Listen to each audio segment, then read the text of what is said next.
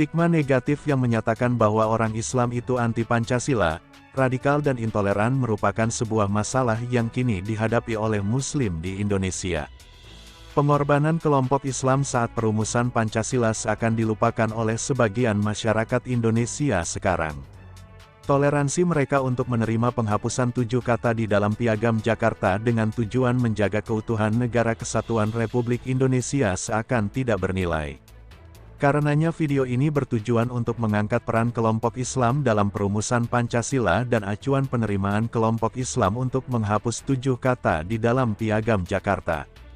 Sebelum teman-teman melanjutkan video ini, alangkah baiknya teman-teman menekan tombol like dan subscribe, supaya teman-teman tidak ketinggalan video-video menarik lainnya.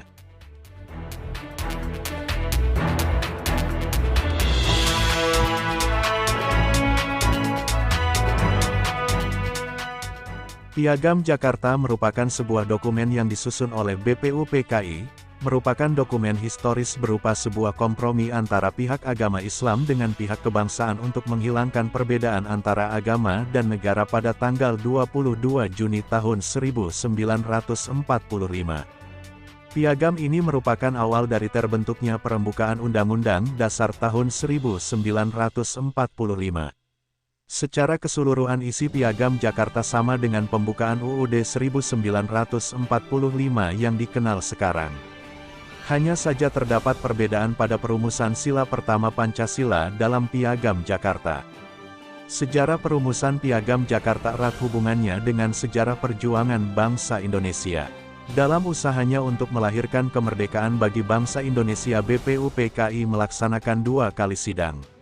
Sidang BPUPKI pertama dilaksanakan selama 4 hari berturut-turut, yang mana 3 orang tokoh Indonesia berpidato menyampaikan usulannya, yaitu, tanggal 29 Mei tahun 1945 Mr. Muhammad Yamin, tanggal 31 Mei tahun 1945 Prof. Supomo dan tanggal 1 Juni tahun 1945 Soekarno. Melihat usulan-usulan hanya bersumber dari kelompok kebangsaan, Akahar Muzakir mengusulkan untuk dibentuk panitia kecil dalam merumuskan cikal bakal ideologi bangsa. Oleh karena itu dibentuklah panitia kecil, berjumlah 9 orang, yaitu, Soekarno, Muhammad Hatta, A.A. Maramis, Abikusno Djokrosuyoso, Abdul Kahar Muzakir, Haji Agus Salim, Ahmad Subarjo, Abdul Wahid Hasjim dan Muhammad Yamin.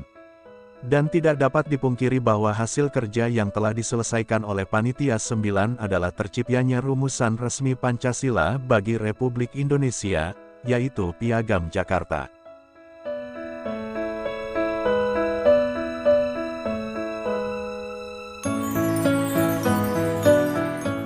Dalam sidang kedua BPUPKI yang dilaksanakan pada tanggal 10 Juli tahun 1945, peserta sidang meminta Soekarno untuk menjelaskan tentang kesepakatan tanggal 22 Juni Piagam Jakarta.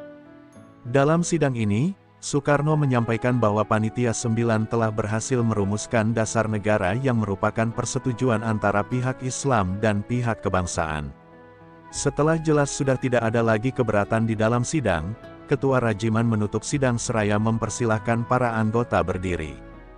Dan dengan berakhirnya sidang, maka konsensus antara kedua golongan sudah terlahir.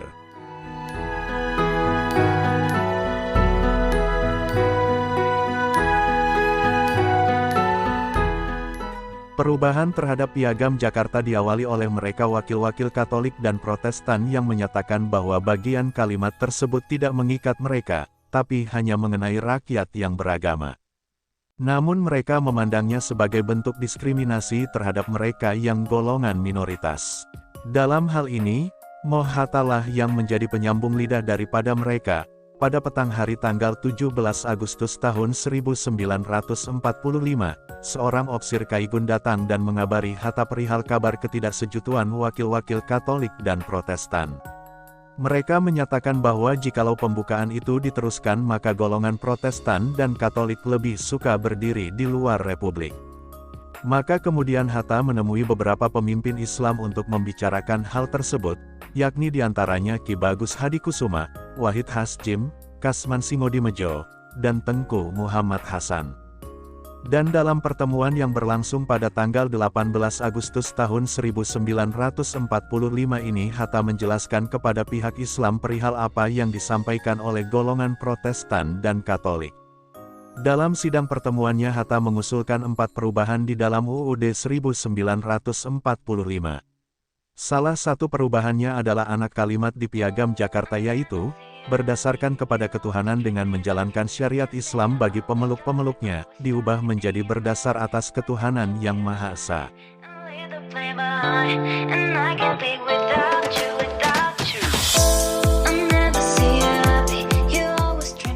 Sebenarnya penetapan 7 kata di atas, merupakan sebuah tuntutan dari kelompok Islam terhadap bangsa sebagai jaminan ibadah yang baik dan tenang. Tidak dapat dipungkiri bahwa agama Islamlah yang tercatat dalam sejarah menjadi solusi bagi perselisihan yang terjadi. Walaupun 7 kata tersebut sudah diganti, akan tetapi perpecahan di Indonesia tetap terjadi seperti proklamasi kemerdekaan Republik Maluku Selatan pada tanggal 25 April tahun 1950, DITI di Jawa Barat, Daud Bereh di Aceh, dan juga PRRI Permesta di Sumatera dan Sulawesi.